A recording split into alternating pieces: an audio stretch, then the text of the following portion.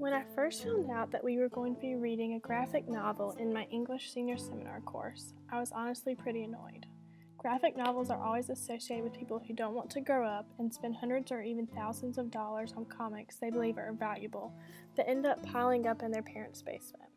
They have such a childish aura about them that I felt disappointed that this was how I was going to be wrapping up my time in Clemson's English department. Some of those feelings stand true to this day. After reading George R.R. Martin's A Game of Thrones graphic novel, only one positive comes to mind about it, and that is that it gave the readers a rapid view of the storyline by only including key plot points and situations while leaving out the unnecessary fluff and time fillers. The graphic novel covers a lot of material very quickly. When I first opened the cover of the graphic novel, I felt like I was in a flood. I was so overwhelmed. I was constantly confused as to what to look at first, the pictures or the dialogue. Due to not knowing what to do first or how to follow the storyline across the pages, I constantly had to go back and try to figure out the order that I was supposed to be following in order for the dialogue to make sense and fit together. Another confusing aspect of the graphic novel is going through it while also watching the first few episodes of Season 1 while trying to match the characters between the two medias.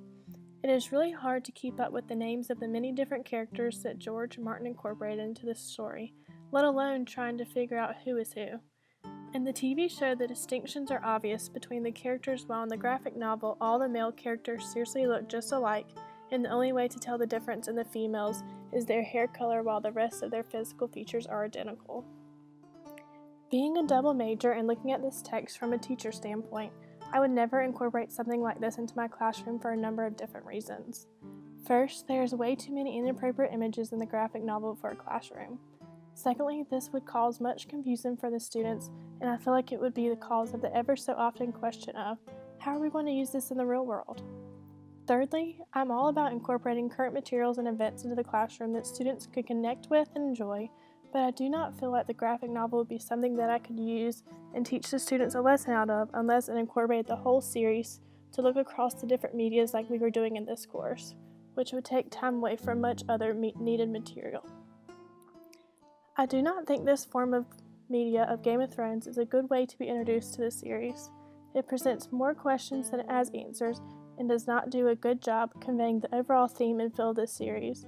And also it does not help coming into this course with no prior knowledge of the series, which made it a very overwhelming experience.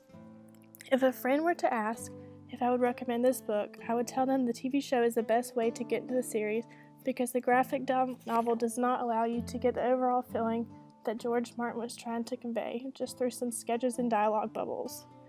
While I look forward to watching the rest of the season unfold, I can honestly say I'm glad the graphic novel part of this class is over.